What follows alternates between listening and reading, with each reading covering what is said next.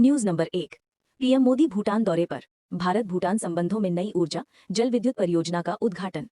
प्रधानमंत्री नरेंद्र मोदी आज 2 दिवसीय भूटान दौरे पर पहुंचे, जहां उनका पारंपरिक तरीके से भव्य स्वागत किया गया। भूटान के प्रधानमंत्री तसेरिंग टोब्गे ने पारो एयरपोर्ट पर पीएम मोदी का स्वागत करते हुए कहा, भारत हमारा सबसे बड़ा मित्र और विकास साथी है। दौरे के दौरान दोनों देशों के बीच ऊर्जा, शिक्षा और डिजिटल कनेक्टिविटी को लेकर 7 अहम समझौते हुए। मुख्य आकर्षण रहा पुनात सांगचू 2 जल विद्युत परियोजना का उद्घाटन, जिसकी क्षमता 1020 मेगावाट है। ये परियोजना भारत की सहायता से बनी है और इससे भूटान की अर्थव्यवस्था को सालाना करोड़ों की आमदनी होगी। भारत इस बिजली का बड़ा खरीदार रहेगा। पीएम मोदी ने कहा, भूटान और भारत का रिश्ता केवल पड़ोसी का नहीं बल्कि विश्वास और विकास का है। दोनों देशों ने सीमा सुरक्षा और व्यापारिक गलियारों को भी मजबूत करने पर सहमति जताई। विदेश मंत्रालय के अनुसार मोदी के इस दौरे से भारत भूटान संबंधों में नई ऊंचाई मिलेगी। भूटान के नागरिकों ने मोदी के सम्मान में सड़कों पर पारंपरिक नृत्य कर स्वागत किया। दौरे का समापन कल संयुक्त प्रेस कॉन्फ्रेंस और सांस्कृतिक कार्यक्रम से होगा। News number 2। इस्लामाबाद में बम धमाका, अदालत के बाहर आत्मघाती हमला, 12 की मौत और 27 घायल।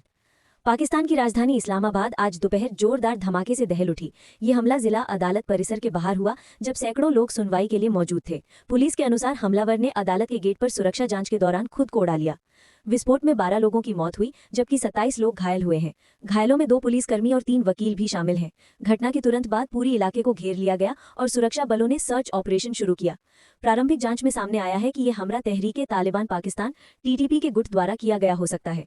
पाकिस्तान के गृह मंत्री राना सनाउल्लाह ने कहा कि यह हमला देश में न्याय व्यवस्था को डराने की साजिश है। प्रधानमंत्री शहबाज शरीफ ने आपात बैठक बुलाकर सुरक्षा व्यवस्था की समीक्षा की। अस्पतालों में इमरजेंसी घोषित कर दी गई है। घटना के बाद पूरे इस्लामाबाद में हाई अलर्ट जारी है और प्रमुख सरकारी इमारतों की सुरक्षा बढ़ा दी गई है।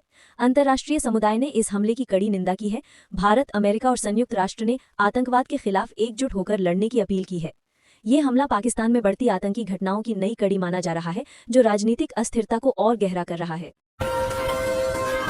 News number 3। बिहार विधानसभा चुनाव 2025 दूसरे चरण की वोटिंग संपन्न, एग्जिट पोल में कांटे की टक्कर। बिहार विधानसभा चुनाव 2025 के दूसरे चरण की वोटिंग शांतिपूर्ण तरीके से पूरी हुई। इस चरण में 17 जिलों की 94 सीटों पर मतदान हुआ। चुनाव आयोग के अनुसार कुल 62.3% मतदान दर्ज किया गया, जो पिछले चुनाव की तुलना में लगभग 2% अधिक है। महिलाओं की भागीदारी इस बार रिकॉर्ड रही। कई जगहों पर महिलाओं की लंबी कतारें सुबह से ही मतदान केंद्रों पर देखी गई। इस चरण में मुख्यमंत्री नीतीश कुमार, तेजस्वी यादव और भाजपा के वरिष्ठ नेता संजय जायसवाल जैसे बड़े नेताओं की प्रतिष्ठा दांव पर रही। शाम होते ही एग्जिट पोल के शुरुआती आंकड़े आने शुरू हो गए। 3 प्रमुख सर्वेक्षणों में महागठबंधन आरजेडी, कांग्रेस, लेफ्ट को मामूली बढ़त मिलती दिख रही है, जबकि एनडीए, जेडीयू, बीजेपी के प्रदर्शन में थोड़ी गिरावट बताई जा रही है। हालांकि विशेषज्ञों का कहना है कि अंतिम चरण तक स्थिति पलट सकती है। चुनाव आयोग ने बताया कि राज्य में मतदान शांतिपूर्ण रहा। केवल 12 छोटी घटनाओं की रिपोर्ट आई है। नक्सल प्रभावित इलाकों में सुरक्षा बलों ने गश्त बढ़ाई थी। अब सभी की निगाहें तीसरे और अंतिम चरण के मतदान पर हैं, जो अगले हफ्ते होगा, जबकि परिणाम 20 नवंबर को घोषित किए जाएंगे। News number 4। भारत में बेरोजगारी दर घटी, 5.2% पर पहुंची। युवाओं को मिला भरोसा और नई नौकरियां।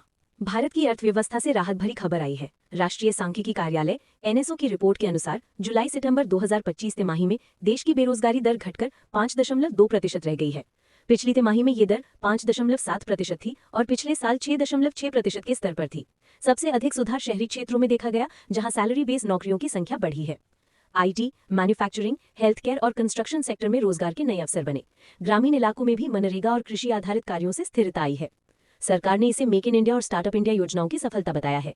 श्रम मंत्रालय के अनुसार 2025 में अब तक 1.6 करोड़ से अधिक युवाओं को प्रत्यक्ष या अप्रत्यक्ष रोजगार मिला है। हालांकि विपक्ष का कहना है कि असंगठित क्षेत्र में मजदूरों की स्थिति अब भी चिंताजनक है। आर्थिक विशेषज्ञों का मानना है कि रोजगार बाजार धीरे धीरे महामारी पूर्व स्तर पर लौट रहा है।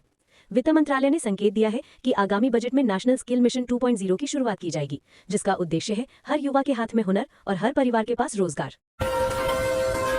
न्यूज नंबर 5 है। अमेरिकी सुप्रीम कोर्ट में मेल बैलेट्स पर सुनवाई, चुनावी विवाद पर सियासी तापमान बढ़ा। अमेरिका में 2025 के राष्ट्रपति चुनाव से पहले चुनावी विवाद ने जोर पकड़ लिया है। अब देश की सुप्रीम कोर्ट ये तय करेगी कि क्या चुनाव के बाद पहुंचे पोस्टमार्क्ड मेल बैलेट्स को गिनना वैध होगा या नहीं। ये मामला पेंसिल्वेनिया, विस्कॉन्सिन और मिशिगन जैसे राज्यों से जुड़ा है, जहां हजारों वोटर्स ने बैलेट समय से पहले भेजे, लेकिन डिलीवरी में देरी हुई। डेमोक्रेटिक पार्टी चाहती है कि ऐसे सभी बैलेट गिने जाएं, जबकि रिपब्लिकन पार्टी का कहना है कि मतदान केवल तय तारीख तक ही सीमित होना चाहिए। सुप्रीम कोर्ट के चीफ जस्टिस जॉन रॉबर्ट्स ने कहा कि ये सुनवाई लोकतंत्र की पारदर्शिता और विश्वसनीयता तय करेगी। सुनवाई अगले हफ्ते शुरू होगी और फैसला नवंबर के अंत तक आने की उम्मीद है। अमेरिकी मीडिया का कहना है कि ये मुद्दा 2025 के चुनावी परिणामों को गहराई से प्रभावित कर सकता है। पूर्व राष्ट्रपति जो बाइडेन और डोनाल्ड ट्रंप दोनों ने बयान दिए हैं और कहा कि न्यायिक प्रक्रिया को सम्मान दिया जाए। विश्लेषकों का मानना है कि यदि कोर्ट ने देरी से आए बैलेट्स को वैध ठहराया तो ये अमेरिकी चुनाव प्रणाली में बड़ा बदलाव साबित। News number 6। अमेरिका में गवर्नमेंट शटडाउन खत्म होने की उम्मीद, हाउस में बाईपार्टिसन बिल पर वोटिंग शुरू। अमेरिका में पिछले 40 दिनों से चल रहा गवर्नमेंट शटडाउन अब खत्म होने की दिशा में बढ़ रहा है। वॉशिंगटन डीसी से आई ताजा रिपोर्ट के मुताबिक यूएस हाउस ऑफ रिप्रेजेंटेटिव्स में आज एक बाईपार्टिसन बिल यानी दोनों पार्टियों की सहमति वाला वोटिंग के लिए पेश किया गया है। ये बिल अगले 45 दिनों के लिए अस्थायी फंडिंग मुहैया कराएगा ताकि संघीय एजेंसियों का कामकाज जारी रहे। अगर ये पारित हो गया तो सरकारी कर्मचारियों की सैलरी, सार्वजनिक सेवाएं और डिफेंस बजट फिर से सामान्य रूप से चल सकेंगे। गौरतलब है कि शटडाउन की वजह से करीब 8 लाख सरकारी कर्मचारी बिना वेतन के काम कर रहे थे या जबरन छुट्टी पर थे। नेशनल पार्क्स, रिसर्च लैब्स और वीजा सेवाओं पर भी असर पड़ा था। रिपब्लिकन और डेमोक्रेटिक पार्टी के बीच खर्चों को लेकर विवाद चल रहा था। रिपब्लिकन चाहते थे कि बजट कट लागू किया जाए, जबकि डेमोक्रेट सामाजिक कार्यक्रमों में फंड बढ़ाने की मांग पर अड़े थे। अमेरिकी राष्ट्रपति जो बाइडेन ने कहा, देश को राजनीतिक जिद नहीं, जिम्मेदारी की जरूरत है। हमें सरकार को फिर से चलाना होगा। अगर बिल पास हो जाता है तो ये अमेरिकी प्रशासन के लिए बड़ी राहत होगी। हालांकि कुछ कट्टर रिपब्लिकन सांसदों ने चेतावनी दी है कि वो सीनेट में बिल को चुनौती देंगे। अर्थशास्त्रियों का कहना है कि लंबे शटडाउन से अमेरिकी अर्थव्यवस्था को 10 अरब डॉलर से अधिक का नुकसान हो सकता है। अब पूरी दुनिया की निगाहें इस वोटिंग पर टिकी हैं, जो अमेरिकी शासन की स्थिरता तय करेगी। News number 7। स्पेन के टेनेरिफे तट पर तूफान का कहर, लहरों से 3 की मौत, 15 घायल। स्पेन के टेनेरिफे द्वीप पर बीती रात तेज अटलांटिक तूफान ने तांडव मचा दिया। समुद्र तट पर उठी 10 मीटर ऊंची लहरों ने कई तटीय इलाकों को जलमग्न कर दिया। स्थानीय अधिकारियों ने बताया कि इस प्राकृतिक आपदा में 3 लोगों की मौत हो गई, जबकि 15 लोग घायल हुए हैं। घायलों में ज्यादातर वे लोग थे जो समुद्र किनारे छुट्टी मनाने आए थे। कई घरों की दीवारें और बीच रिजॉर्ट्स की खिड़कियां टूट गईं। अधिकारी ने कहा कि ऐसा तूफान पिछले 30 साल में पहली बार देखा गया है। कैनरी आइलैंड सरकार ने पूरे क्षेत्र में रेड अलर्ट जारी किया है। हजारों लोगों को अस्थायी रूप से ऊंचे इलाकों में शिफ्ट किया गया है। मौसम विभाग के अनुसार ये तूफान अटलांटिक महासागर से उठी स्टॉर्म हेला की लहर है, जो अगले 24 घंटों तक सक्रिय रह सकती है। सेना और रेस्क्यू टीम्स ने लगातार राहत कार्य शुरू कर दिया है। स्पेन के प्रधानमंत्री पेड्रो सैंचेज ने प्रभावित परिवारों के लिए मदद पैकेज की घोषणा की है। उन्होंने कहा, हम पर्यावरणीय आपदाओं से निपटने की क्षमता को और मजबूत करेंगे।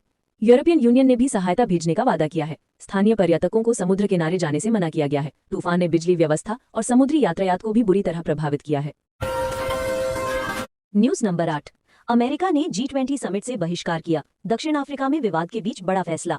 एक चौंकाने वाले फैसले में अमेरिका ने ऐलान किया है कि वो 2025 के G20 समिट, जो इस बार दक्षिण अफ्रीका के जोहानिसबर्ग में हो रहा है, में कोई आधिकारिक प्रतिनिधिमंडल नहीं भेजेगा। व्हाइट हाउस की प्रवक्ता करीन जीन पियरे ने बताया कि ये फैसला दक्षिण अफ्रीका की रूस और ईरान के साथ बढ़ती नजदीकियों के कारण लिया गया है। अमेरिका का कहना है कि दक्षिण अफ्रीका ग्लोबल डेमोक्रेसी ग्रुप के सिद्धांतों का पालन नहीं कर रहा। वहीं दक्षिण अफ्रीका ने प्रतिक्रिया में कहा कि वो किसी का दबाव नहीं मानेगा और स्वतंत्र विदेश नीति पर कायम रहेगा। G20 समिट की थीम इस बार है global economy and climate justice, जिसमें ऊर्जा, व्यापार और जलवायु वित्त पर चर्चा होनी थी। अमेरिका के इस कदम से समिट का स्वरूप काफी बदल गया है। भारत, जापान और यूरोपीय संघ ने इस फैसले पर गहरी चिंता जताई है। भारत ने कहा कि वैश्विक सहयोग से पीछे हटना किसी के हित में नहीं। राजनीतिक विश्लेषकों का मानना है कि ये फैसला अमेरिका, चीन और अमेरिका अफ्रीका संबंधों में नई खाई पैदा कर सकता है। अब सवाल यह है कि क्या इस बहिष्कार के बाद G20 अपनी एकजुटता बनाए रख पाएगा। News number 9। हैती में तूफान मेलिसा का कहर, 43 मौतें, 13 लापता, 12,000 घरों में बाढ़। कैरेबियाई देश हैती एक बार फिर प्राकृतिक आपदा की चपेट में आ गया है। तूफान मेलिसा ने बीती रात देश के पश्चिमी और उत्तरी तटीय इलाकों में भीषण तबाही मचाई। सरकारी आंकड़ों के मुताबिक अब तक 43 लोगों की मौत, 13 लोग लापता और 12,000 से अधिक घर बाढ़ में डूब चुके हैं। राजधानी पोर्टो प्रिंस की कई कॉलोनियां पूरी तरह जलमग्न हैं। सेना और स्थानीय बचावकर्मी नावों की मदद से लोगों को निकाल रहे हैं। अस्पतालों में भी पानी घुस जाने से स्वास्थ्य सेवाएं ठप हो गई हैं। संयुक्त राष्ट्र ने इसे मानवीय संकट करार दिया है। विश्व खाद्य कार्यक्रम और रेड क्रॉस ने तुरंत राहत सामग्री भेजना शुरू किया है। हैती के प्रधानमंत्री गैरी कुनेल ने राष्ट्रीय आपातकाल की घोषणा की है। उन्होंने कहा, यह हमारी पीढ़ी की सबसे बड़ी आपदा है। देश को वैश्विक सहयोग की जरूरत है। तूफान की गति 180 किलोमीटर प्रति घंटा बताई जा रही है। विद्युत आपूर्ति पूरी तरह बाधित है और हजारों लोग अस्थायी शिविरों में शरण लिए हुए हैं। अमेरिका और फ्रांस ने भी मदद का आश्वासन दिया है। मौसम विभाग ने अगले 24 घंटे तक भारी बारिश की चेतावनी जारी की है। News number 10। जर्मनी में नर्स को उम्र कैद, 10 मरीजों की हत्या का दोषी करार। जर्मनी के आचेन कोर्ट ने आज एक ऐतिहासिक फैसला सुनाया। 44 वर्षीय पैलिएटिव केयर नर्स को 10 मरीजों की हत्या के अपराध में उम्र कैद की सजा सुनाई गई है। जांच में सामने आया कि आरोपी नर्स ने 2020 से 2022 के बीच अस्पताल में अपने मरीजों को ओवरडोज इंजेक्शन देकर मार डाला। वो ऐसा इसलिए करता था ताकि मृत्यु के बाद हीरो जैसा ध्यान मिल सके। ये बात कोर्ट में आरोपी ने खुद कबूल की। फैसले के दौरान अदालत में सन्नाटा छा गया। जज ने कहा, ये इंसानियत और चिकित्सा दोनों के खिलाफ अपराध है। इस केस ने जर्मनी ही नहीं पूरे यूरोप को झकझोर दिया। परिजनों ने कोर्ट के बाहर न्याय की जीत पर राहत जताई, लेकिन कहा कि जो खोया वो वापस नहीं आ सकता। इस घटना के बाद जर्मन हेल्थ मिनिस्ट्री ने अस्पतालों में ड्रग मॉनिटरिंग सिस्टम सख्त करने के आदेश दिए हैं। साथ ही कर्मचारियों की मानसिक स्थिति की समय समय पर जांच करने का प्रावधान भी जोड़ा जाएगा। यूरोपियन मेडिकल एसोसिएशन ने इस फैसले को मेडिकल एथिक्स का पुनर्जागरण बताया। यह मामला आने वाले वर्षों में स्वास्थ्य संस्थानों की जवाबदेही तय करने में। News number 11। जापान में भालुओं का आतंक, 50 से अधिक हमले, 12 मौतें, 100 घायल, सेना की तैनाती। जापान के अकीता प्रांत में पिछले 2 महीनों से भालुओं के हमलों ने दहशत मचा रखी है। सरकारी आंकड़ों के अनुसार अब तक 12 लोगों की मौत हो चुकी है और 100 से अधिक लोग घायल हैं। ये स्थिति इतनी गंभीर हो गई है कि जापान सरकार ने सेना की तैनाती तक करनी पड़ी है। स्थानीय मीडिया रिपोर्ट्स के अनुसार ये पहली बार हुआ है जब होक्काइडो और अकीता क्षेत्रों में इतने बड़े पैमाने पर भालू आबादी गांवों तक उतर आई है। विशेषज्ञों का कहना है कि इस साल अत्यधिक गर्मी और जंगलों में फल की कमी के कारण भालू भोजन की तलाश में मानव बस्तियों की ओर आ गए हैं। अकीता के गवर्नर नोरिको साइटो ने बताया कि सेना को आदेश दिया गया है कि वे ग्रामीण इलाकों में गश्त करें और भालुओं को जंगलों की ओर लौटाएं। साथ ही प्रशासन ने नागरिकों को रात में घर से बाहर न निकलने की सलाह दी है। जापान की पर्यावरण एजेंसी के अनुसार सिर्फ अक्टूबर में ही भालू हमलों के 57 केस दर्ज हुए, जो पिछले दशक का सबसे ऊंचा आंकड़ा है। सरकार अब भालू ट्रैकिंग सिस्टम और खाद्य अपशिष्ट नियंत्रण योजना पर काम कर रही है ताकि जंगली जानवरों को शहरी क्षेत्रों से दूर रखा जा सके। इस घटना ने जापानी समाज में वन्यजीव संरक्षण बनाम मानव सुरक्षा की बहस फिर से छेड़ दी है। लोग अब सरकार से स्थायी समाधान की मांग कर रहे हैं। News number 12। रूस का यूक्रेन पर बड़ा हमला, 450 ड्रोन और 45 मिसाइलें दागी, ऊर्जा संयंत्र तबाह। यूक्रेन में युद्ध फिर से भड़क उठा है। बीती रात रूस ने यूक्रेन के कई शहरों पर 450 ड्रोन और 45 मिसाइलों से एक साथ हमला किया। राजधानी कीव, खार्कीव और ओडेसा में तेज धमाके सुनाई दिए।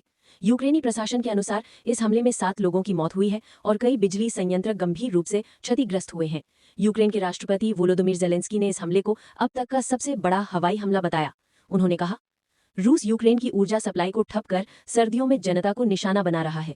रूसी रक्षा मंत्रालय ने बयान जारी कर कहा कि हमले का लक्ष्य सैन्य ठिकाने और ऊर्जा ढांचे थे, न कि आम नागरिक। हालांकि पश्चिमी मीडिया इसे रूस की सर्दी रणनीति बता रहा है, जिसमें बिजली, पानी और हीटिंग सिस्टम को नष्ट किया जा रहा है। कीव के मेयर विटाली क्लिचको ने बताया कि शहर का लगभग 60% हिस्सा अंधेरे में डूब गया है। अंतर्राष्ट्रीय स्तर पर अमेरिका, ब्रिटेन और यूरोपीय संघ ने रूस की इस कार्रवाई की कड़ी निंदा की है। संयुक्त राष्ट्र सुरक्षा परिषद की बैठक बुलाई गई है। विशेषज्ञों के मुताबिक ये हमला रूस यूक्रेन युद्ध के नए और खतरनाक चरण की शुरुआत का संकेत है। News number 13। अनिश भनवाला ने जीता silver, ISSF world shooting championship में भारत को गौरव। भारत के युवा निशानेबाज अनिश भनवाला ने एक बार फिर देश का नाम रोशन किया है। उन्होंने ISSF वर्ल्ड शूटिंग चैंपियनशिप 2025 में 25 मीटर रैपिड फायर पिस्तौल इवेंट में सिल्वर मेडल जीतकर भारत को गर्व से भर दिया। प्रतियोगिता जर्मनी के म्यूनिख शहर में हुई, जहां अनिश ने फाइनल राउंड में शानदार प्रदर्शन किया। उन्होंने कुल 33 अंकों के साथ दूसरा स्थान हासिल किया, जबकि गोल्ड मेडल फ्रांस के एंटोनी मीरो ने जीता। 23 वर्षीय अनिश हरियाणा के रहने वाले हैं और पहले भी एशियाई खेलों में मेडल जीत चुके हैं। फाइनल के बाद उन्होंने कहा, ये मेडल मेरे कोच और देश के उन खिलाड़ियों के नाम है जो हर दिन मेहनत करते हैं। प्रधानमंत्री नरेंद्र मोदी, खेल मंत्री अनुराग ठाकुर और ओलंपिक एसोसिएशन ने उन्हें बधाई दी है। स्पोर्ट्स अथॉरिटी ऑफ इंडिया ने भी अनिश को पेरिस 2028 ओलंपिक की तैयारी के लिए विशेष ट्रेनिंग प्रोग्राम में शामिल किया है। इस जीत के साथ भारत का प्रदर्शन अब तक का सर्वश्रेष्ठ रहा। टीम इंडिया ने इस चैंपियनशिप में कुल 7 मेडल जीते हैं।